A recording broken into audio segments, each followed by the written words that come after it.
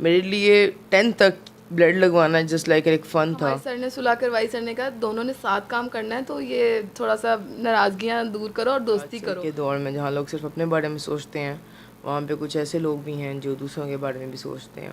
बिस्मिल्लाहिर्रहमानिर्रहीम। अस्सलाम वालेकुम नाज़रीन, अपने यूट्यूब चैनल के साथ मैं हूं आपकी मेज़बान साइमा शहजाद। नाज़रीन, आज मैं इस वक्त मौजूद हूं सुंदस फाउंडेशन में और हमारे साथ मौजूद हैं रमशा और अहमद। इनकी स्टोरी अब तक आपने सोशल मीडिया पर ज़रूर सुनी होगी, देखी भी होगी। बेसिकली ये दोनों जो हैं थैलेसीमिया जैसी तकलीफ़ दे बीमारी में मुब्तला हैं और इलाज की गर्ज से सुंदस फाउंडेशन में आते हैं और एक दूसरे को पसंद करने लगते हैं और आज निकाह जैसे खूबसूरत रिश्ते में भी बंध चुके हैं। इनसे जानते हैं कि किस तरह ये इस तकलीफ़ दे बीमारी से लड़ते हुए और इतनी तकलीफ़ को सहते हुए एक दूसरे के करीब हुए और कैसे इनका रिश्ता कायम हुआ और आज इन्होंने मोहब्बत की एक लाजवाल दास्तान कायम की है। आइए हम बात करते हैं अहमद और रिमशा से। अस्सलाम वालेकुम अहमद। वालेकुम अस्सलाम। अस्सलाम वालेकुम रमशा। वालेकुम अस्सलाम। अच्छा अहमद, आप बताइएगा आप दोनों यहाँ कब से आ रहे हैं और कितने अरसे से आ रहे हैं ब्लड लगवाने के लिए?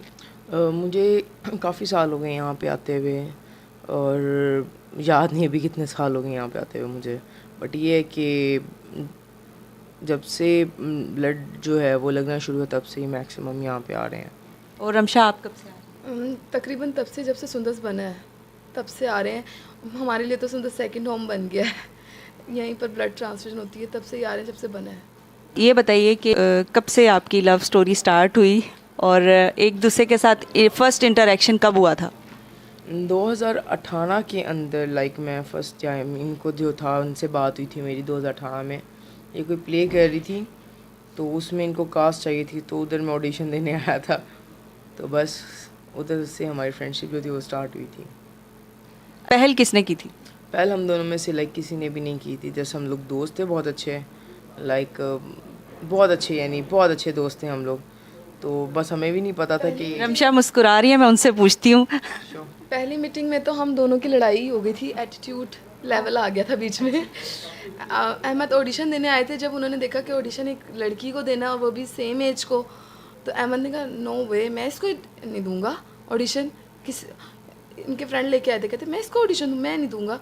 अब मैंने इनकी शक्ल देखी, मैंने भी मैंने कहा मैं भी इनको नहीं लूँगी अब। अच्छा, आप दोनों की एज सेम है? क्या एज है? 24। ठीक है, उसके बाद क्या हुआ? उसके बाद फिर हमारे सर ने सुलह करवाई, सर ने कहा दोनों ने साथ काम करना है, तो ये थोड़ा सा नाराज़गियाँ दूर करो और दोस्ती करो। फिर वहाँ से हमारी फ्रेंडशिप स्टार्ट हुई। फिर वहाँ उसके बाद आगे आगे फ्रेंडशिप बढ़ती रही, तो 3-4 महीने फ्रेंडशिप रही है हमारी। उसके बाद अहमद को कुछ पसंद आ गया था मुझ में। वो अहमद ही पहले। अहमद क्या पसंद आया था रमशा में? इनकी सिंपलिसिटी बहुत पसंद आई थी कि ये बहुत एहसास गो हैं, तो वो चीज़ मुझे अट्रैक्ट की थी बेसिकली कि आजकल के दौर में जहाँ लोग सिर्फ अपने बारे में सोचते हैं, वहाँ पे कुछ ऐसे लोग भी हैं जो दूसरों के बारे में भी सोचते हैं, तो वो चीज़ इनकी मुझे पसंद आई थी। तो रमशा, आपको अहमद में क्या अच्छा लगा था? ज़रा सिंसियरली बताइएगा। अच्छा नहीं लगा था। नहीं, ये बताइए कि आपको सबसे पहले कौन सी चीज़ अट्रैक्ट की थी? मुझे सबसे पहले ये चीज़ अट्रैक्ट की थी कि हम लोग सारे मतलब हल्ला गुल्ला कर रहे होते थे, प्रैक्टिस कर रहे होते, लेकिन अहमद नमाज़ पढ़ते थे अपने टाइम टू टाइम। तो मुझे वो अट्रैक्ट किया था कि यार ये बंदा बहुत है, मतलब अपनी नमाज़ों को लेके सिंसियर है कि मैंने उस टाइम पे पढ़नी है, चाहे कुछ भी हो, मैंने छोड़ के सब कुछ करना है। और दूसरा ये अट्रैक्ट किया था मुझे कि इस दौर में नॉर्मल अपने पेरेंट्स को छोड़ देते हैं, लेकिन अहमद अभी तक पेशेंट होने के बावजूद अहमद सोचते हैं कि नहीं, मैंने अपने पेरेंट्स के लिए हमेशा ऐसा कुछ करना है कि मैं उनके लिए एक अच्छा बेटा साबित हूँ और उनका बहुत ख्याल रखूँगा, मैं उनके साथ हमेशा रहूँगा। तो मुझे एक चीज़ ये अच्छी लगती है कि यार ये एक अच्छी चीज़ है कि वो अभी से अपने पेरेंट्स के बारे में सोचते हैं इस तरह। अच्छा अहमद और रमशा, ये बताइएगा कि बीइंग अ थैलेसीमिक पेशेंट आपके लिए कितना मुश्किल था एक दूसरे को एक्सेप्ट करना और आपकी फैमिलीज़ के लिए कितना मुश्किल था एक दूसरे को एक्सेप्ट करना? इसके बाद मैं आपको बड़ी अच्छी चीज़ से बात बताता हूँ, वो ये है कि मेरी फैमिली ने कभी मुझे पेशेंट ना समझा है और ना ही समझने दी है। तो मेरी जो ग्रूमिंग हुई थी वो एक नॉर्मल बच्चे की तरह ही हुई थी, जैसे नॉर्मल बच्चे को जैसे माँ बाप मारते हैं, टीचर्स मारती हैं, बच्चे जो लड़ते फिरते हैं, तो मेरी वही ग्रूमिंग हुई थी। मेरे लिए 10th तक ब्लड लगवाना जस्ट लाइक एक फ़न था कि मुझे नहीं पता था, बस ये पता था कि मैं थैलेसीमिया है, बट मुझे इतनी डेप्थ में नहीं पता था कि थैलेसीमिया होता क्या है। जब मैं फ़र्स्ट ईयर में आया, जब मैं कॉलेज गया था, तो उधर जाके मुझे कुछ चीज़ें जो थी मुझे अपने बारे में पता चली थी कि that something which isolate me from them. So तब जाके एहसास हुआ था। लेकिन जब हम लोगों ने एक दूसरे के बारे में सोचा, जब हमें पसंद आए एक दूसरे को कुछ चीज़ें, जो हमारे फ्रेंड्स ने हमारे आपस में एक जो था बताना शुरू किया, तो हम दोनों ने, स्पेशली मैंने एक चीज़ सोची थी कि यार इसका दर्द और मेरा दर्द बिल्कुल सेम है, ये मुझे ज़्यादा अच्छे तरीके से समझ सकती है बनस्बत एक नॉर्मल लड़की के, क्योंकि इसको सारा पता है मेरे बारे में, मुझे कब मेडिसिन देनी है, कब मुझे ब्लड लगना है, तो ये कभी इरिटेट नहीं होगी इन चीज़ों से। तो हम लोगों ने इसीलिए एक दूसरे को जो था ना, मैंने इसीलिए इस चीज़ को जो था वो कहा था कि चलो ठीक है हम लोग आपस में ही कर लेते हैं। और रमशा, आपकी फैमिली का क्या रिएक्शन था या उन्होंने इस बारे में क्या रिस्पॉन्स दिया? आजकल के जो पेरेंट्स हैं ना, वो बच्चों को छू छू का मुरब्बा बना के रखा हुआ है थैलेसेमिक पेशेंट्स को, कि ये नहीं करना वो नहीं करना, उठेंगे तो इनकी सांस फूलेगी, चक्कर आएंगे। हमारे पेरेंट्स ने ऐसा कुछ नहीं किया। हमारे पेरेंट्स ने हमें बिल्कुल नॉर्मल ट्रीट किया। उन्होंने कहा आप में कुछ भी नहीं है। और मैं भी अहमद की तरह ही, मुझे तो मतलब कि 16 साल तक ऐसा लगता था कि कल हमारी पार्टी है। मेरे एक भाई भी थे थैलेसेमिक मेजर, तो उनको पहले मुझसे लगना शुरू हुआ ब्लड, और उनकी डिज़ीज़ ज़्यादा थी मुझसे। वो मेजर थे, मैं इंटरमीडिएट थी। तो जब हमारा ब्लड का दिन होता था, उस दिन हमें होता था कि सुबह पार्टी है, अबू हमें ये खिलाएंगे, अबू हमें वो खिलाएंगे। ये होता ही नहीं था कि ब्लड लगने जा रहे हैं, बस ये होता था कि ये खाना है वो खाना है बस। उस दिन हमारा ब्लड होता था, उस दिन हमारी फरमाइशों की लिस्ट जो थी एक दिन पहले तैयार हो जाती थी कि अच्छा अभी कल लंबी ब्लड लिस्ट है। तैयार होती थी हमारी। तो यही एक चीज़ थी कि हमारे पेरेंट्स ने हमें नॉर्मल ट्रीट किया और हमेशा हमें फ्रीडम दी कि आप लोगों ने बिल्कुल अपनी लाइफ को ऐसे जीना है कि आप में कोई कमी नहीं है। और ये जो हमारा रिश्ते में जो प्रॉब्लम का आप कह रही हैं, वो हमें कोई फेस नहीं करनी पड़ी। वो इसलिए क्योंकि कुछ लड़कियों की शादी नॉर्मल में हुई हुई है, तो मेरे पेरेंट्स वो चीज़ देख चुके थे कि नॉर्मल में करने का कोई वो फ़ायदा नहीं है। क्योंकि हम लोगों को लगता है सिर्फ ब्लड लगवाना यही थैलेसीमिया में है, ब्लड लगवाया घर चले गए ये ख़त्म हो गया, इतना नहीं है थैलेसीमिया।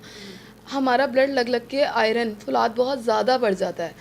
नॉर्मल लोगों में 300 होता है, हमारे अंदर बढ़कर 8000, 7000, 10,000 पे चला जाता है, जो कि ऑर्गन्स ख़राब करता है, बढ़ जाता है, बोन्स स्लो कर देता है, हाइट रोक देता है, मुंह के वो ख़राब होना शुरू होते हैं, नक्शा ख़राब होने लगता है, दांत बढ़ने लगते हैं, बोन्स को डी शेप करना शुरू हो जाता है। फिर वो आयरन, ब्लड लगने से डेथ नहीं होती थैलेसीमिया की, आयरन ज़्यादा होने से होती है, क्योंकि वो हार्ट के ऊपर आ जाता है तो हार्ट एक्स्ट्रा लार्ज होना शुरू हो जाता है और फिर वो हार्ट फेलियर हो जाता है, हार्ट अटैक होने के चांसेस होते हैं किसी भी टाइम। क्योंकि वो फिर ये चीज़ें होती हैं, उसके लिए जो हम ट्रीटमेंट लेते हैं वो होती है मेडिसिन होती है, और फिर एक पंप होता है मशीन, उसमें इंजेक्शन डालकर पेट में लगाया जाता है। वो डोज के हिसाब से, 12 या 14 डोज के हिसाब से किसी को 12 घंटे लगते हैं, जिनके कम इंजेक्शंस होते हैं। अब मेरे और अहमद के 5 से 6 हैं, तो हमें 20-20 घंटे वो मशीन लगी रहती है। और उसके साथ ही हम कॉलेज जाते थे, उसके साथ ही हम यूनिवर्सिटीज़ जाते थे, स्पोर्ट्स में करता था, सब चीज़ें उसके साथ ही की हैं। तो हमारे पेरेंट्स ने ये नहीं कहा कि ये लगा हुआ है तो आप आराम करोगे, हमारे पेरेंट्स ने कहा सब कुछ करोगे उसके साथ। तो आजकल के पेरेंट्स क्या करते हैं, उसको लगाकर बच्चे को बेड से हिलने ही नहीं देते। तो ये सब कुछ देखते हुए मेरे पेरेंट्स ने कहा कि अगर आपकी नॉर्मल में करते हैं तो वो ये सारी चीज़ें अंडरस्टैंड नहीं करेंगे, वो कहेंगे ये तो हर वक्त बीमार रहती है, हर वक्त मेडिसिन खाती रहती है, और ऐसा हो रहा है, जो जिनकी नॉर्मल में हुई है उनके साथ ऐसा हो रहा है। और फिर आता है बेबी का इशू कि अगर बेबी उनका अल्लाह ताला की तरफ से नहीं है, हालांकि नॉर्मल में होने से होता है बेबी, लेकिन अल्लाह ताला की तरफ से नहीं है, तो वो नुक्स उन्होंने उसमें ही निकालना है क्योंकि वो पेशेंट है। तो हम लोगों ने, इसलिए मेरे पेरेंट्स ने कहा कि भाई हम आपकी पेशेंट से कर देंगे अगर कोई ऐसा रिश्ता आया तो। और वो फिर अहमद की फ़ैमिली जब रिश्ता लेकर गई तो मेरी फैमिली का बिल्कुल नॉर्मल रिएक्शन था कि ओके हमने करनी है। फैमिली ने मुझे ये बिल्कुल समझा दिया था कि देखो बेटा आपकी नॉर्मल में नहीं कर सकते क्योंकि आप लोगों के साथ इतनी प्रॉब्लम्स। जिस दिन हमें ब्लड लगता है ना, सिर्फ ब्लड लगवा के हम लोग घर जाते हैं, उस दिन हमें इतनी चिड़चिड़ाहट हो रही होती है क्योंकि एक दूसरी बॉडी का ब्लड हमारे अंदर होता है। हमारे अंदर तो इम्यूनिटी बिल्कुल लो होती है, वो स्ट्रॉन्ग ब्लड होता है। तो जब वो हमारे अंदर होता है तो हमें घर जाकर कभी कभी फ़ीवर हो जाता है और कुछ करने का दिल नहीं चाह रहा होता, गुस्सा आ रहा होता हर चीज़ पे, तो वो नॉर्मल लोग अंडरस्टैंड नहीं कर सकते इस चीज़ को। तो ये एक बेसिक पॉइंट था कि मेरी फैमिली को था कि अहमद एक जैसे हैं हम, तो अहमद अंडरस्टैंड करेंगे, और अहमद अंडरस्टैंड करते हैं। और फिर अहमद की फैमिली, उनको पता है कि अहमद को ये सब होता है तो मेरे साथ भी है, वो इस चीज़ को अंडरस्टैंड करेंगे। अच्छा अहमद, आप बता रहे थे कि हमने यूट्यूब चैनल बनाया, क्या इनिशिएटिव था इसका, कि किस पर्पज़ के लिए आपने? मैंने ये पर्पस इसलिए बनाया क्योंकि मोस्ट ऑफ द पीपल ये समझते हैं कि थैलेसीमिया पता नहीं क्या है, ये एक ऐसी बीमारी है जो ट्रांसफ़र हो जाती है ऐसे ही।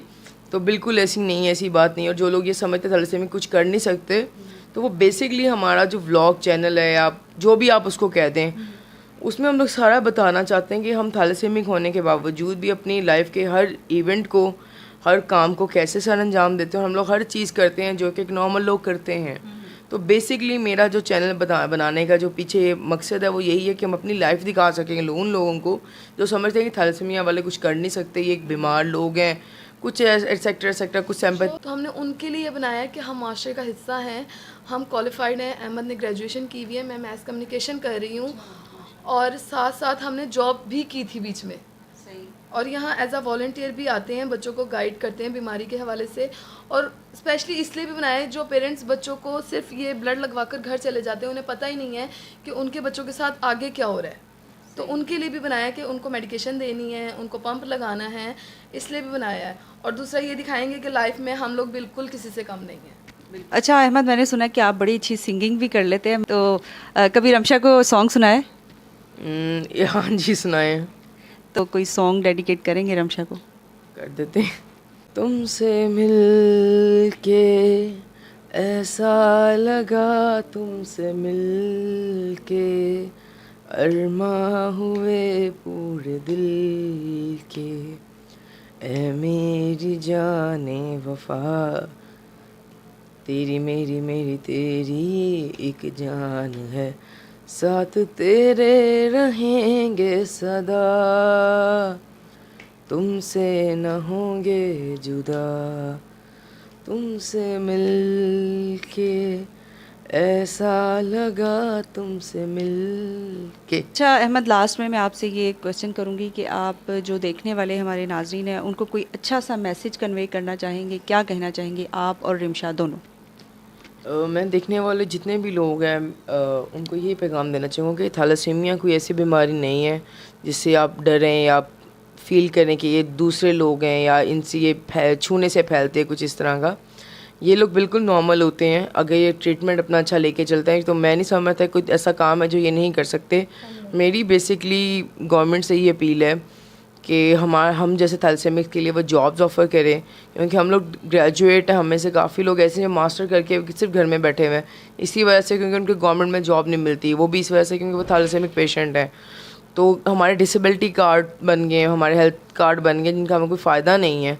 तो मेरी गवर्नमेंट से ही रिक्वेस्ट है कि काइंडली हम जैसे जो पेशेंट हैं उनके लिए जॉब्स ऑफ़र की जाए, और जो हमारा हेल्थ कार्ड है उसको बेसिकली हमारी यूटिलाइज़ के लिए अवेल किया जाए। Thank you. आवाम से, जो सेहतमंद लोग हैं, उनसे ये रिक्वेस्ट करूँगी कि जैसे आप में से काफ़ी लोग हमें ब्लड डोनेट करने आते हैं, और जो लोग नहीं आते वो भी आएँ, क्योंकि यार आप लोगों का ब्लड तो 3 मंथ्स बाद ज़ाया हो जाता है। ये कुदरत का निज़ाम है कि वो 3 मंथ बाद आपका वेस्ट हो जाता है। तो वो आप डोनेट कर देंगे तो 3 ज़िंदगियाँ बचा लेंगे। एक ब्लड से 3 ज़िंदगियाँ बचती हैं। तो आप ब्लड डोनेट किया करें, और जो साहिब हैसियत हैं वो आकर डोनेशन दिया करें हम जैसे बच्चों के लिए। आप हम जैसे बच्चों की मदद किया करें। अल्लाह ताला ने फरमाया है हम लोगों के लिए कि आप लोग हाथ बढ़ाओ, मेरे बंदे दुनिया में मौजूद हैं आप लोगों का हाथ थामने के लिए। तो हम सब हाथ बढ़ा के खड़े हैं, आप लोग हमारा हाथ थामिए। और दूसरा ये कि जो सेहतमंद लोग हैं उनसे एक रिक्वेस्ट है कि एक छोटी सी नीडल से मत डरा करें। एक थैलेसीमिया इलेक्ट्रोफिसिस का टेस्ट करवाया करें, ताकि हम जैसे मज़ीद बच्चे दुनिया में ना आएँ। हम लोग अपने दर्द को, आप लोग हमारे दर्द को महसूस नहीं कर सकते, हम लोग अपने दर्द को अपनी मुस्कुराहट से छुपा ज़रूर लेते हैं, लेकिन जो और मज़ीद छोटे बच्चे आएंगे वो तो बयान भी नहीं कर सकते अपने दर्द को। तो आपसे रिक्वेस्ट है कि एक छोटा सा टेस्ट करवा लिया करें शादी से पहले, इलेक्ट्रोफिसिस का, थैलेसीमिया इलेक्ट्रोफिसिस का। थैंक यू जी। नाज़रीन, रमशा और अहमद से हमने बात की आज और बहुत अच्छा लगा। ये दोनों ना सिर्फ हमारे लिए मिसाल हैं बल्कि एक रोल मॉडल हैं दोनों। तो उम्मीद करती हूँ कि आपको आज की वीडियो अच्छी लगी होगी और इनको देखकर भी अच्छा लगा होगा। इसी के साथ अपनी मेज़बान साइमा शहजाद को इजाज़त दीजिए, फिर मिलेंगे नेक्स्ट वीडियो में। तब तक के लिए अपना ख्याल रखिएगा। अल्लाह हाफ़िज़।